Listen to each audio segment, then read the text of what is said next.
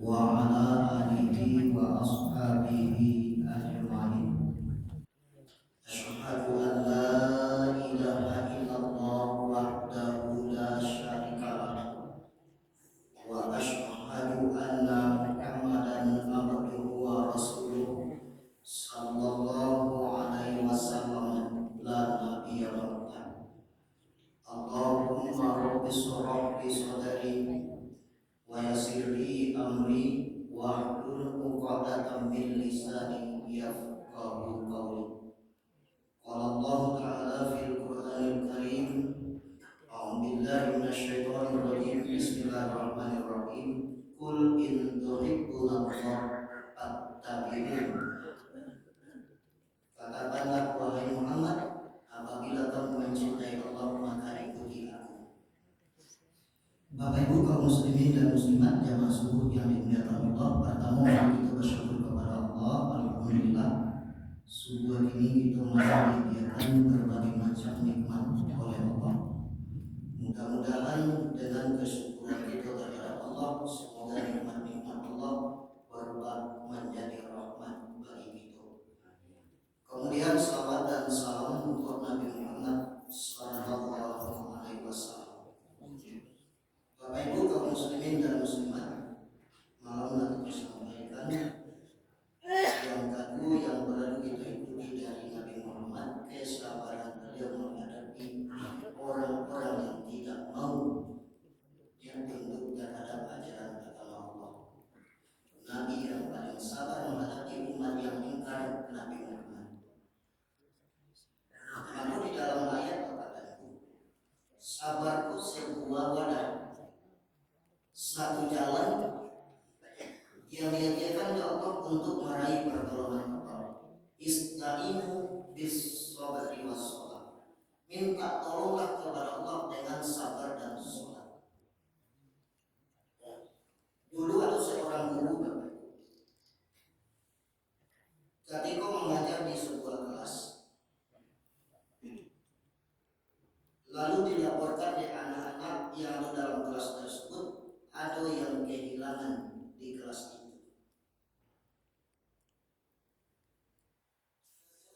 Sedikit Bapak dan Ibu dicari informasi, ternyata yang manggil adalah salah seorang anak di lokal itu. Maka diperingatkanlah, dinasihatilah dari kedua anak. Tahu-tahu seminggu sudah kejadian itu, ada orang yang hilang bagian di kelas itu. Dicari informasi, dikumpulkan data Bapak dan Ibu. Ternyata yang melakukan itu anak Nani 7. Kawan-kawannya lah mulai agak emosi. Ya. Seminggu yang lalu barunya melakukan itu, lari ulang boleh. Lalu guru pun untuk yang kedua kalinya menasihati, memberikan anak ini pengajaran dan memberi maaf. Sesudah itu Bapak Ibu, ada orang kehilangan bagian di kelas itu. Kiranya nanti 7 orang. Akhirnya kece anak-anak yang lain, Pak, kami kalau tidak dikeduakan kawan kami dan seorang kuat, kami akan pindah dari sekolah.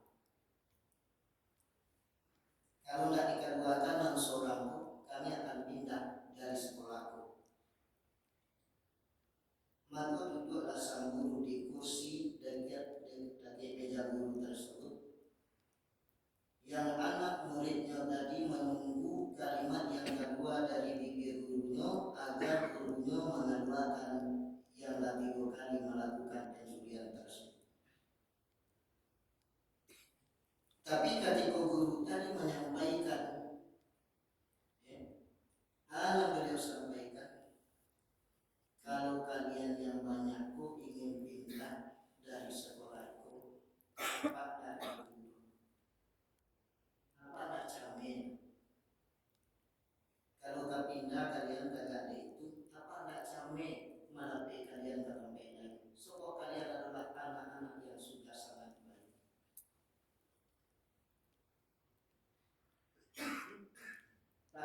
kawan-kawan kalian dan seorang kok pindah, awak nggak bisa menjamin lagi menjadi orang elok. Makanya Pak selalu bersabar lagi 2 kali beliau menciduk. Masih sabar tak menghadapi, apa berharap pada saatnya nantinya berubah. Ada tempat lain, sedangkan di situ aja Pak, lah sampai tujuan. Tapi kalau kalian yang pindah silakan, kalian dah orang-orang baik, anak-anak yang baik, apa tak kami mengambilkan kalian ke sekolah lain. Tapi kalau dengan seorang besar kecemasan Pak.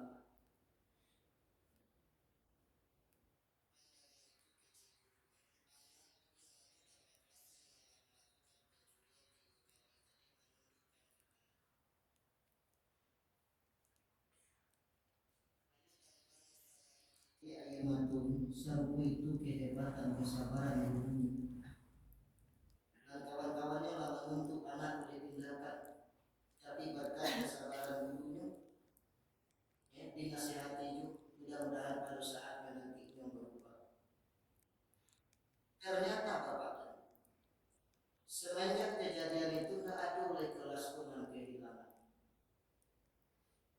Alhamdulillah anak-anak yang banyak tadi tak ada dipindah, itu dan disampaikan oleh guru. Dan hebatnya mulai semenjak itu tidak boleh kehilangan, dan anakku dengan bimbingan Allah ke dalam hatinya menjadi anak yang sangat baik sesudah itu. Pada sampai itu Allah menyampaikan innallaha ma'as sabirin, sungguh Allah bersama orang-orang yang sabar.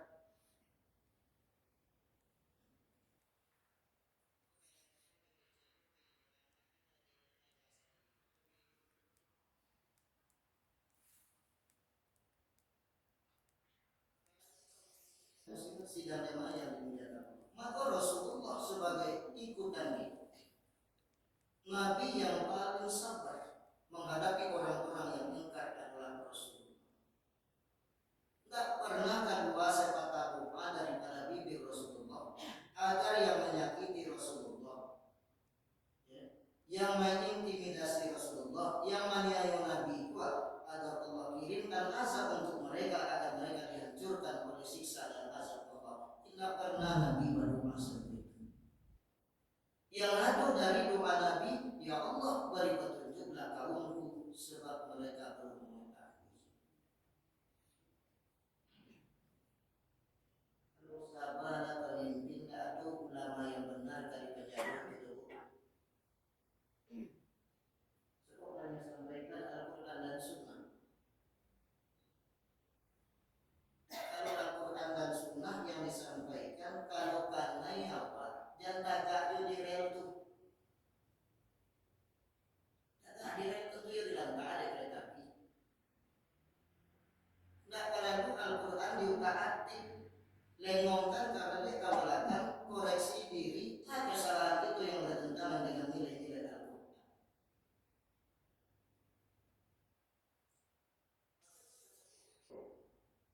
Rasul adalah Nabi yang paling sabar menghadapi orang-orang yang ingkar. Ada kesempatan membalas, Nabi tidak melakukan pembalasan, tapi malah Nabi memberi maaf.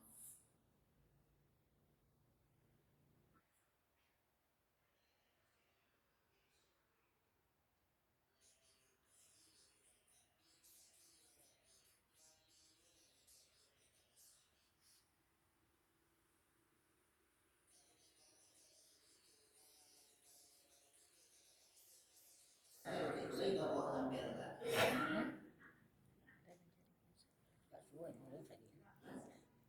Karena masuk rumah sakit, leban dan apel dari momennya kan.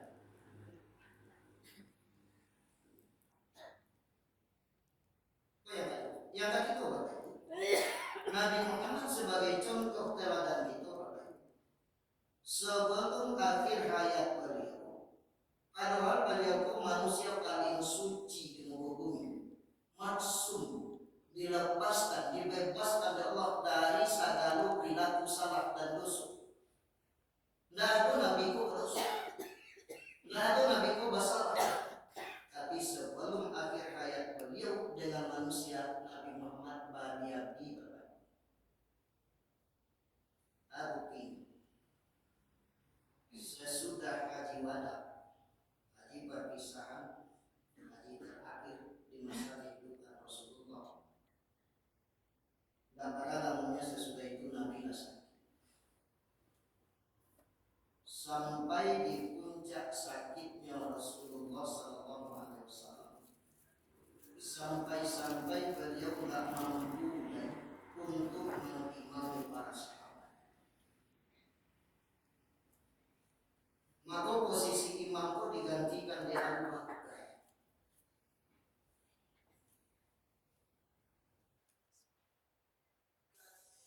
Si beliau basar itu Bapak, mengeceklah Rasulullah kepada Bilal bin Rabah. Wahai Bilal bin Rabah, sekian lama bernafasmu dengan para sahabat. Tolong engkau agar tahu, engkau sampaikan kepada sahabat, Rasul ingin basuh dengan sahabat tersebut. Akhirnya pesan Rasulullah itu disampaikan di Bilal bin Rabah. Jadi kau pesan Rasulullah dalam hitungan sesaat para sahabat telah berkumpul di Masjid Nabawi. Lalu kumpul sahabat minta tolonglah Rasulullah kepada sahabat dekat beliau, menapah beliau untuk duduk di kursi dekat mimbar beliau karena kondisi sakit yang beliau alami. Dari atas kursi itulah Nabi menyampaikan, wahai para sahabatku sekalian, Rasulullah tidak akan memulai di dunia kecil Rasulullah. Mandongnya kalimat itu saja, sahabat menundukkan kepala, meneteskan air mata, lata bayang angin kata jadi. Berarti mereka semua akan berpisah dengan Rasulullah, orang yang sangat mereka cintai. Rasulullah menggunakan lamun di dunia, sahabat menunduk meneteskan air mata. Ini kadang-kadang Bapak Ibu kurang mengecek anaknya. Rasulullah menggunakan lamun di dunia, karena ngecek anaknya pada adun juri.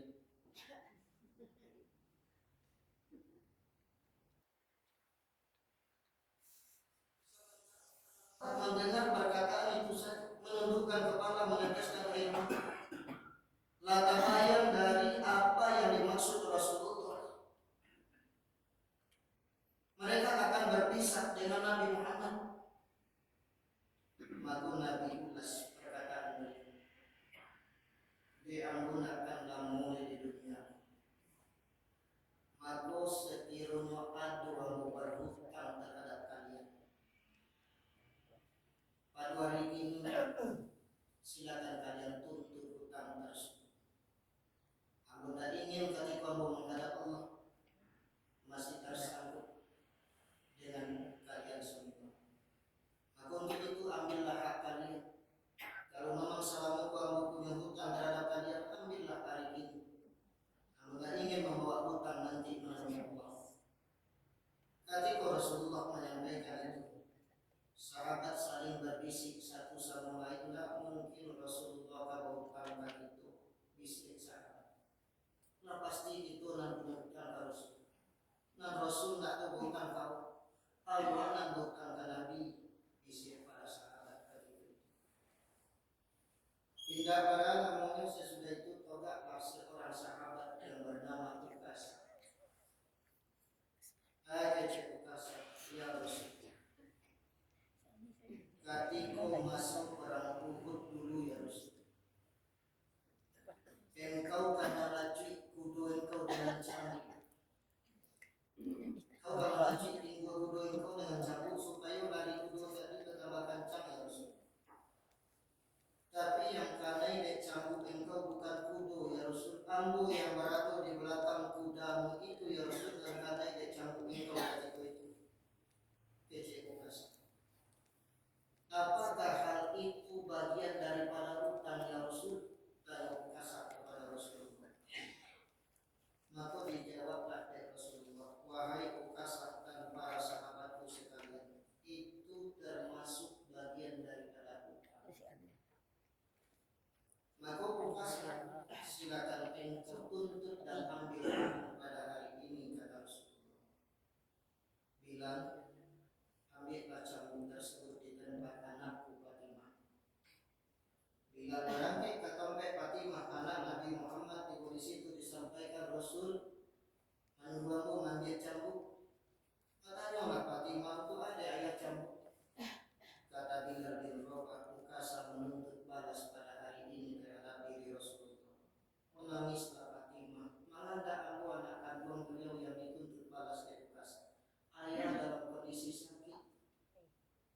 sampai hati Ukasah dalam suasana serupu menuntut ayah, kata Fatimah. Tapi ayah kecil bilang bin Rabah, wahai Fatimah, itu adalah urusan Rasul dengan Ukasah. Ketika Bilal bin Rabah mengecekkan itu urusan Rasul dengan Ukasah, maka Fatimah menyerahkan cambuk itu terhadap Bilal.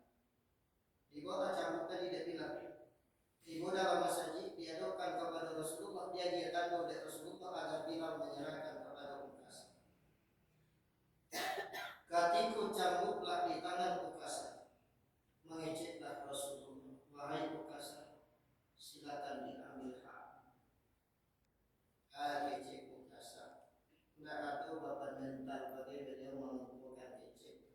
Ya Rasul, banyak buka mencabut engkau duduk di kursi dekat mimbarmu ya Rasul. Turunlah engkau duduk ke bawah ya Rasul. Umar bin Khattab mandanga kecek Ukasah itu-itunya tinju. Ayah menahan emosi, terlalu lancang Ukasah mengecek di hadapan Rasulullah. Tapi Rasulullah mengecek, wahai para sahabat, bantu aku untuk turun ke bawah. Dipapalah oleh para sahabat agar Nabi bisa turun ke bawah, didudukkan Nabi di sebuah kursi. Ukasah, silakan ambil hak. Ayo Ukasah, ya Rasul. Ketika ambo kanai de cambuk engkau dahulu ya Rasul. Ambo tak pakai baju ya Rasul. Ini engkau pakai jubah. Tentu tidak adil ya Rasulullah. Kecek Ukasah. Semakin ayah Umar bin Khattab menahan emosi. Lalu Rasulullah sampaikan, wahai para sahabat, bantu aku untuk membuka jubah ini. Dibantu oleh para sahabat membuka jubah Rasulullah. Ketika Nabi tidak pakai jubah sesuai dengan permintaan Ukasah, Rasulullah menyampaikan, Ukasah majulah ke depan. Ketika Ukasah maju, kau taklah Abu Bakar Siddiq.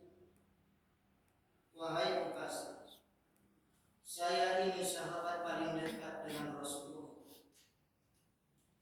Di saat kurang tak ada yang meyakini mempercayai peristiwa Isra dan Mi'raj, sayalah orang yang pertama yang membenarkan peristiwa itu terjadi. Sayalah yang bersama beliau dalam kondisi suka dan duka, dalam perjalanan hijrah. Saya yang mengawali beliau. Saya ini sahabat terdekat Rasulullah, menginap di Gua Sur bersama Rasulullah 3 hari 3 malam. Habis itu kami berkuda menuju Madinah. Ketika Rasulullah tidak sanggup lagi mengimami kita semua untuk sholat berjamaah, sayalah yang menggantikan posisi Rasulullah untuk menjadi imam. Wahai Ukasah, saya ini sahabat paling dekat dengan beliau, kata Rasulullah. Kalau memang engkau ingin menuntut balas, wahai Ukasah, silakan cambuk tubuh saya selaku sahabat terdekat Rasulullah. Mandana kece Abu Bakar Siddiq, apa kata Rasulullah? Abu Bakar sahabat, duduk ini urusan aku dengan Ukasah. Abu Bakar duduk. Agaklah sahabat yang gagah pemberani Umar bin Khattab. Tinjunya lah seperti mukunya lah mulai merah, menahan emosi. Kecek Umar bin Khattab, Ukasah, terlalu lancang engkau bicara sama Rasulullah. Hai tahu engkau tak?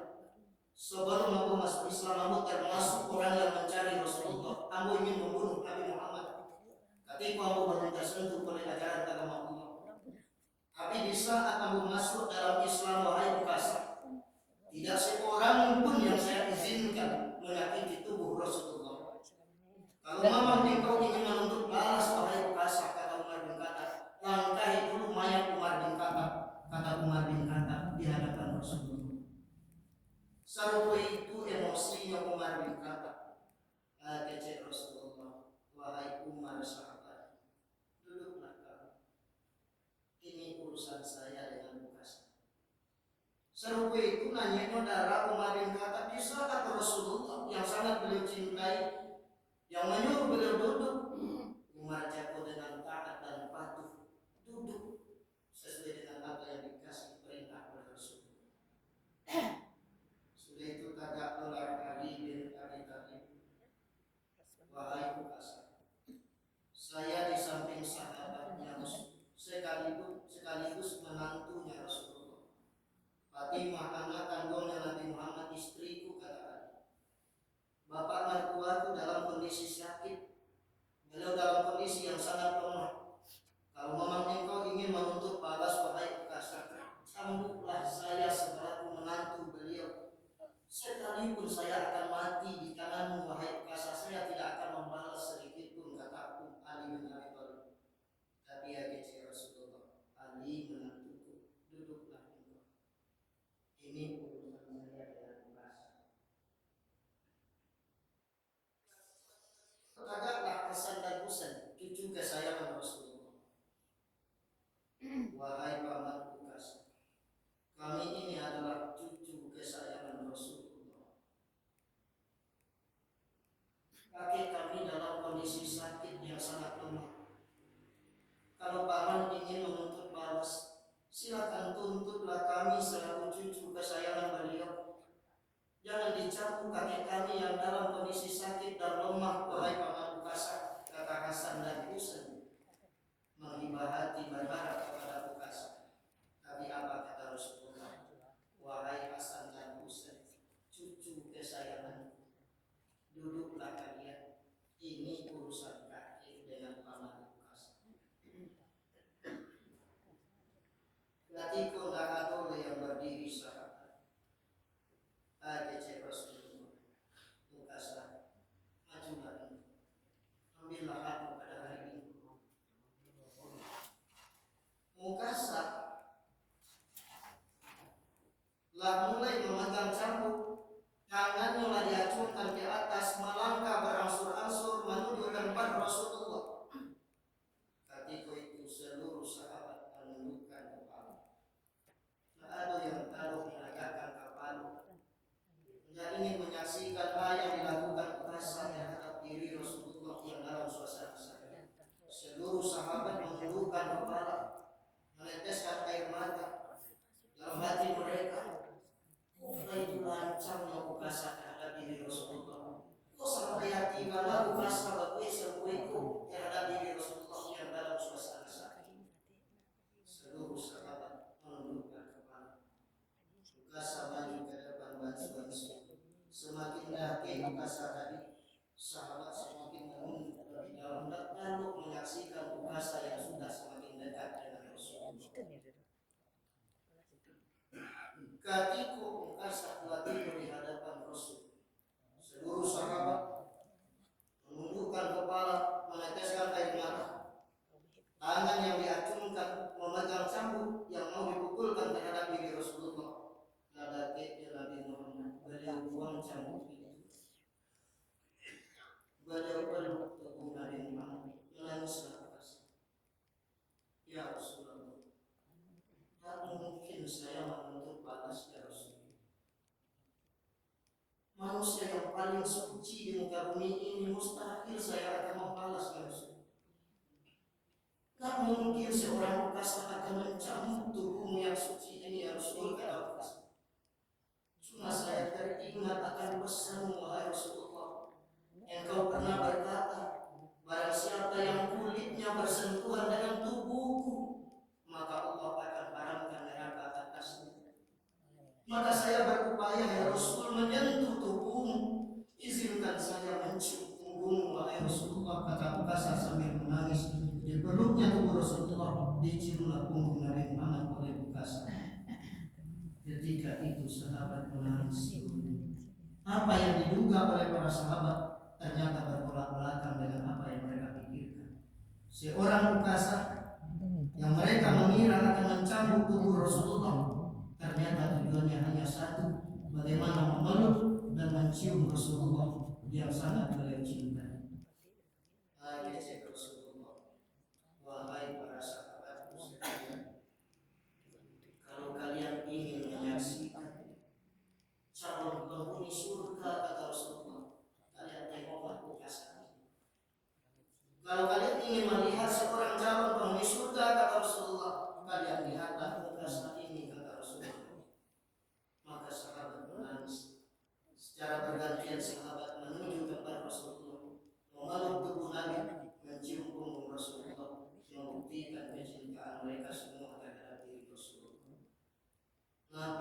manusia paling suci Bapak. Tapi terhadap manusia sebelum akhir hayat beliau dia beri terhadap manusia. Kalau ada orang yang salah, kalau ada hak kalian yang terambil, kalau ada hutang ambil terhadap kalian, maka pada hari ini silakan dituntut, diambil hak-hak kalian yang pernah saya ambil di masa lalu.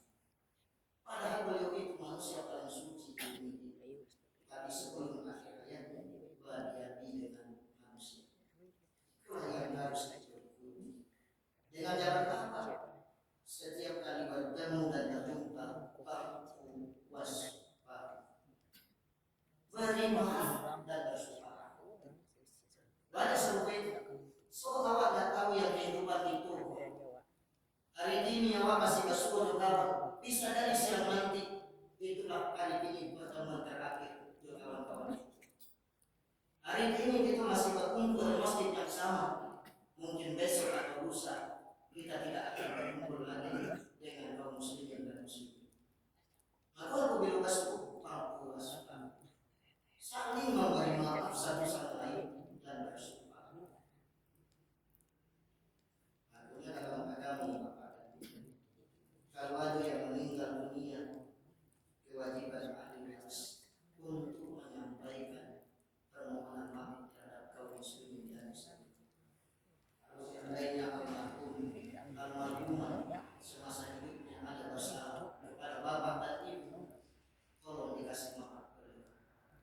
Kalau ada hutang piutang yang tidak bisa dengan cara maaf, ketika ujian tajud aneh lebarungan, silakan temui kami pihak keluarga untuk menyelesaikan itu secara kekeluargaan.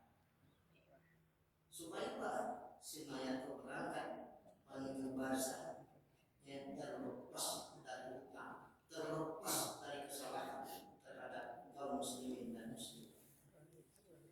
Cuma kadang-kadang ada yang janda apakah disambung oleh ahli waris tadi kesalahan apa ibu terhadap si mayat, terhadap almarhum, terhadap almarhumah, lata lagi dulu kami maafkan kece keluarga dan meninggal. Tidak ada hak keluarga di situ Bapak. Permohonan maaf tersebut tersangkut dengan pribadi semuanya. Kalau kesalahan semuanya, kewajiban dari pihak keluarga untuk meminta anugerah kepada kaum muslimin dan muslimat. Tapi kesalahan kaum muslimin dan muslimat tidak ada hak keluarga. Kami pihak keluarga Allah Ta'ala dia dulu memaafkan kesalahan bapak ibu terhadap si mayat. Tidak ada hak itu di situ. Baca dong, katiku sangat memiliki itu, karib kerabat itu, orang-orang yang kita cintai tersebut sudah dalam kondisi agak payah. Bisikanlah, sampaikanlah ke beliau. Kalau itu orang kayak awak, paman, adik mau orang kaum muslimin dan muslimat yang bersalah kepada apa jamaah. Dan adik maaf orang kesatuan. Mudah-mudahan sebelum beliau meninggalkan dunia nanamkan lama dia mau kesatuan kaum muslimin dan muslimat. Lanapa lama lepaskan, lama dia mau kesatuan kaum muslimin dan muslimat. Nanti baru tulis sampaikan alhamdulillah almarhum sebelum berangkat meninggalkan dunia lama memohonkan kesalahan itu kesalahan. Orang lagi mau kami pihak keluarga lata lagi dulu memohonkan kesalahan baik dan semuanya. Kiranya mayat pada kita baik tidak akan memohon kesalahannya OTC. Maka di saat orang-orang terdekat kita itu sudah agak layak sampaikan. Ada mau orang kesalahannya Pak, ada mau orang kesalahannya Pak, ada mau orang kesalahannya Pak, dan lain sebagainya. Mudah-mudahan sebelum beliau berangkat meninggalkan dunia kurang dan masalah inilah beliau maafkan sebelum beliau berpulang.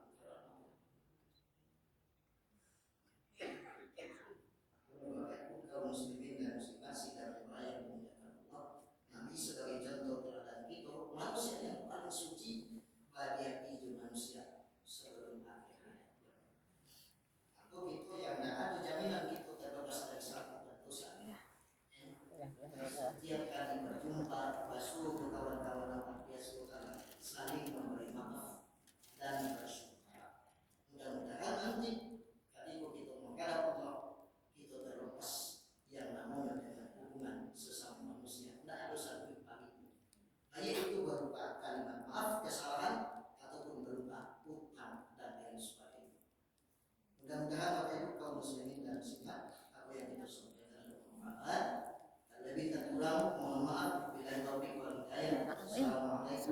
omongan.